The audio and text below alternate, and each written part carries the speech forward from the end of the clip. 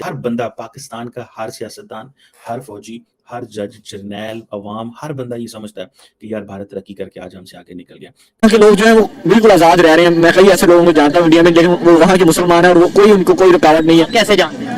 क्योंकि वो उनके साथ हमारे रिलेशनशिप्स हैं, तो इस वजह सोशल मीडिया के थ्रू। और क्या बताते हैं? लेट्स सपोज मैं तो ये अच्छा लगेगा ये जान के कि भाई इनकी अगर किसी मुसलमान से बात होती है तो वो कैसे, जो हमें यहाँ पे इमेज बताया जाता है वो बोल जुल्म, वहाँ पे कोई मुसलमान लड़की देख लें तो वो पता नहीं क्या कर। ये इस तरह का बिल्कुल भी ऐसा कोई कंसेप्ट नहीं। टेक्निकली तो जिस किसी मुल्क ने अगर कोई हिंदू रियासत बनना चाहता है या मुसलमान रियासत बनना चाहता है या सेकुलर बनना चाहता है, so we should leave it to the people of those countries. Technically तो ये बात ठीक है। अगर पाकिस्तान एक इस्लामिक स्टेट बनना चाह रहा था तो दुनिया ने हमारी मदद की, भारत के उस वक्त के लोगों ने भी हमारी मदद की, ग्रेट ब्रिटेन ने भी हमारी मदद की और हमने भी अपनी इस शक्ल में आए। आज अगर इंडिया हिंदू स्टेट बनना चाहता है तो उनको बनने दें, इसमें मेरा आपका जैद बकर का क्या उसमें लेना देना। इस तरह इधर पाकिस्तान को अपनी जॉब्स वगैरह नहीं मिल रही ईसाइयों को या क्रिश्चियन कम्युनिटी को, तो वो अपनी मतलब जॉब्स के हसूल के लिए उधर पावर में पाकिस्तानियों का ख्याल ये है कि जो इंडियन है वो अपने लोगों को जॉब्स दे रहे हैं, अपने लोगों को हर तरह की एमएलए या इस तरह की सीट्स में, अच्छी सीट्स में अपने लोगों को लेके जा रहे हैं। लेकिन ये चीज़ नहीं है। वो मतलब एक मेरे ख्याल से जो अगर कोई एलिजिबल है इस पोस्ट पे आना चाहता है वो आते हैं कि पाकिस्तान के वजीर आजम शहबाज शरीफ तो ये कहते हैं कि वो भारत के साथ बात करना चाहते हैं और इसके लिए उन्होंने यूएई की सरकार को कहा है और उन्होंने कहा है कि हम मोहम्मद बिन जैद को ये रिक्वेस्ट डाली है कि इंडिया के साथ नॉर्मलाइज करना चाहते हैं, तो आप भी अपना किरदार अदा करें। पिछले कुछ हफ्तों से ये बात हुई, लेकिन हिना रब्बानी खर ने डेवोस में कहा कि नरेंद्र मोदी जो है वो हमारे दोस्त नहीं है और पाकिस्तान जो है वो नरेंद्र मोदी की शक्ल में पार्टनर नहीं देखता। राइट, इसने बोला Pakistan doesn't see a partner in PM Modi. Hina Rabbani खर ये कहती है कि पाकिस्तान को नहीं लगता कि पीएम मोदी के साथ हम पार्टनरशिप कर सकते। We don't see a partner in PM Modi. ओए होए, पीएम मोदी का खाना नहीं खाएंगे शाम को। मैं बता रहा हूं, मोदी जी 2-3 दिन तक भूखे पैसे रह जाएंगे, इतना दिल टूट जाएगा मोदी जी का। इस कन्या ने जो बात बोल दी है, अरे मैडम आपसे पार्टनरशिप आप लोगों से करना कौन चाह रहा है? मतलब ये कौन सी दुनिया में रहते हैं आप लोग? कौन सी अहमकों की जन्नत में रहते हैं आप लोग? आपके सवालों को कोई जवाब देने वाला नहीं है। Nobody takes you seriously. आपका नाम कोई लेने वाला नहीं है। और मैं आपको एक और चीज बताता हूं, हिना रब्बानी खर साहिबा, मैं आपको एक बड़े रिस्पेक्टफुली चीज बताता हूं। मोदी जी का वीडियो बड़ा वायरल हुआ ना, जिसमें मोदी जी ने बोला कि मैंने मजबूर कर दिया कटोरा लेकर दुनिया भर में घूमना। मोदी जी ने एक और काम कराया जो उन्होंने बोला नहीं है। उन्होंने पाकिस्तान जो एक लफ्ज है ना उसको गाली बना दिया दुनिया में। पाकिस्तान लफ्ज को पूरी दुनिया में मोदी जी ने और डॉक्टर जयशंकर ने गाली बना दिया। कौन सी दुनिया में रहते हैं? We can not partner with this. आप लोग ऐसा बोल भी कैसे लेते हैं? आपका मुल्क ऐसा बात भी कैसे कर लेता है? मतलब कोई भी सोचेगा यार कि मतलब अफीम खा रखी है लोगों ने। बिल्कुल जो सच्चाई है, जो हकीकत है, उससे बिल्कुल परे।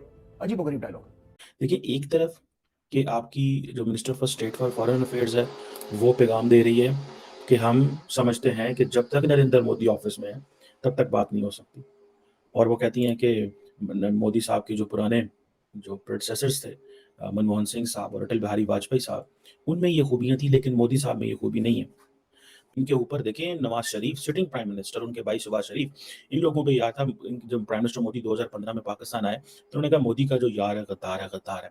ये मोदी के यारों के नारे लगा के गंदा करते रहे नवाज शरीफ को और उसके भाई को, और डीप स्टेट भी इस चीज़ में इन्वॉल्व थी। लेकिन अनफॉर्चुनेटली अगर आप देखें तो आज सारे भारत से बात करना चाहते हैं, नवाज शरीफ भी करना चाह रहे हैं, तो नवाज शरीफ यही चीज़ें कहते हैं कि आप पहले क्यों नहीं मानते। लेकिन कहा जी कि हम इम्पोर्ट नहीं करना चाहते कुछ उनसे क्योंकि हम कश्मीरियों को खून से सौदाबाजी नहीं करेंगे।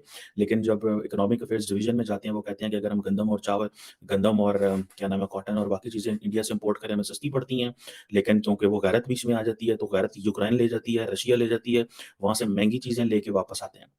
तो वो एक तो हमारे लीडर जो हैं वो पैसा अपने किसान को पैसा नहीं देंगे, ना भारत में वो पैसा भेजेंगे क्योंकि वो गैरत नहीं खाती इनकी। लेकिन वही चीज़ जो है वो 10 गुना महँगी जो है वो रशिया और यूक्रेन से मंगवाते रहे हम, ठीक है जी। तो ये हमारी गैरत बड़ी अजीब किस्म की है कि लोगों को ₹10 का आटा अगर ₹100 का देना है, तो ये गैरत में नहीं आता, ये लोगों के साथ ज़ुल्म है। ये लोगों के साथ ज़ुल्म है, चंद लोगों के लिए तो गैरत होगी शायद, लेकिन ये पूरी रियासत जो 24-25 करोड़ लोगों के लिए है, जिसके पास खाना-पीना और ये चीज़ें नहीं हैं, उनके लिए तो ये चीज़ नहीं की जा सकती कि जी कि आप भारत से ये चीज़ इम्पोर्ट ना करें। भाई साथ इतना बड़ा है, अगर सारा मिडल ईस्ट ही आज ये बात कर रहा है कि हमें चीज़ें इम्पोर्ट करनी है वहाँ से, इंडिया में से अपनी फूड सिक्योरिटी की बात कर रहा है, तो अगर हमारे लीडरों ने इतनी कोई अकलमंद पॉलिसीज़ नहीं बनाई कि आज हम नेट इम्पोर्टर हैं फूड के, तो यार उत्थों ही मंगवा लो, इंडिया जो मंगवा लो कि लेकिन फिर वो हमारे यहाँ पे जी वो हिंदू गंदम होगी, हिंदू आटा होगा, हिंदू चावल होंगे, हिंदू हालाँकि हम ईसाई गंदम, ईसाई चावल शायद खाने को तैयार हैं, ईसाइयों के डॉलर लेने को तैयार हैं, लेकिन हम वो हिंदू गंदम और हिंदू आटा नहीं खाना चाहते, ना ही हिंदुओं की चीनी हम लेना चाहते हैं। मेरा ख़्याल है दिस इज़ 21st सेंचुरी, खुदारा इस जहालत से बाहर निकलें। ये ट्रेड ऑफ्स का ज़माना है, इसको हम बोलते हैं ग्रेविटी मॉडल ऑफ ट्रेड, कि आप लोग जो हैं अपने ट्रेड वहाँ करते हैं जो जो मार्केट्स आपके नज़दीक तरीन हो।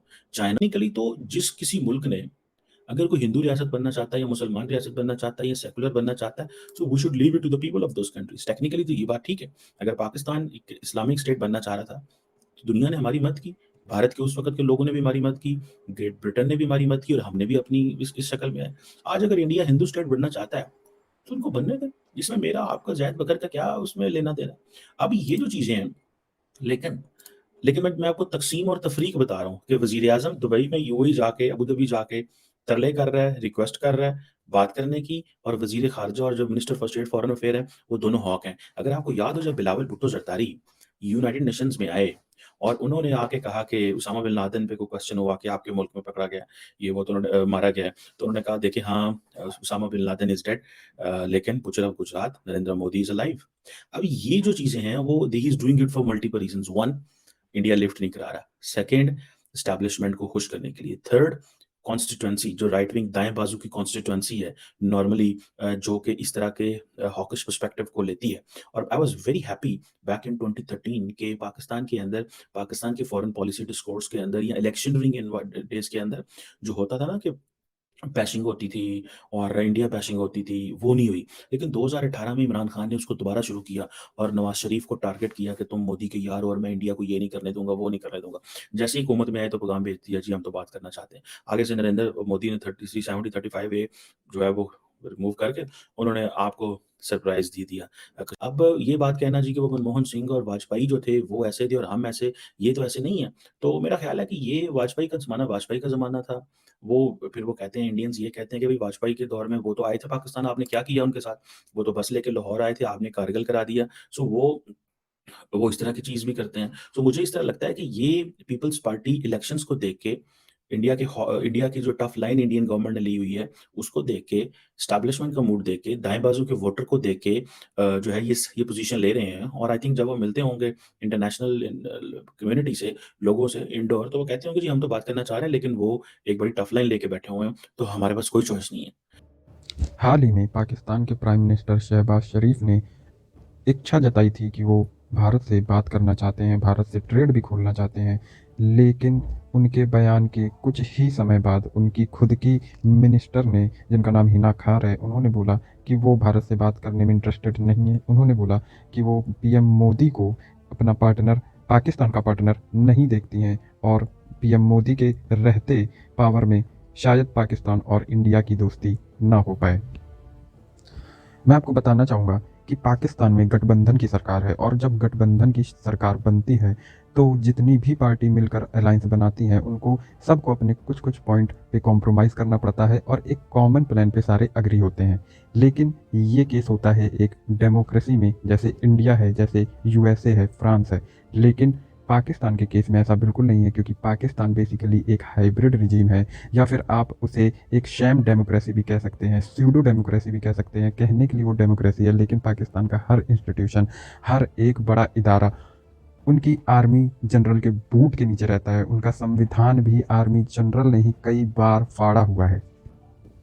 इसी की वजह से उनकी पॉलिसी में इतना फ्लक्चुएशन दिखने को मिलता है, क्योंकि एक तरफ वहाँ के पीएम एक बयान देते हैं और कुछ ही दिनों में उनकी जो मिनिस्टर है उस बयान के ठीक विपरीत बयान देकर पाकिस्तान को दुनिया भर में एक मजाक का पात्र बना देती हैं। एक बात मैं आपको और बताना चाहूँगा कि अगर आपको कभी कपिल शर्मा का शो देखने का मन ना हो तो आप पाकिस्तानी पॉलिटिक्स की ओर रुख कर सकते हैं, क्योंकि वहाँ भी अच्छी खासी कॉमेडी होती है। इसका एक एग्जांपल मैंने आपको अभी दिया कि एक दिन पहले उनके पीएम कुछ बयान देते हैं और उनकी मिनिस्टर उसी बयान के विपरीत बयान दे देती हैं। दूसरी तरफ वो खुद ही बोलते हैं कि हमें पहले भारत से बात करनी है, ट्रेड करना है, और खुद ही बोल देते हैं कि हम ऐसा कभी नहीं करेंगे जब तक 370 पे से लागू नहीं होता। जबकि दूसरी तरफ भारत की जो पॉलिसी है वो बहुत ही फर्म है कि terror and talks can not go together.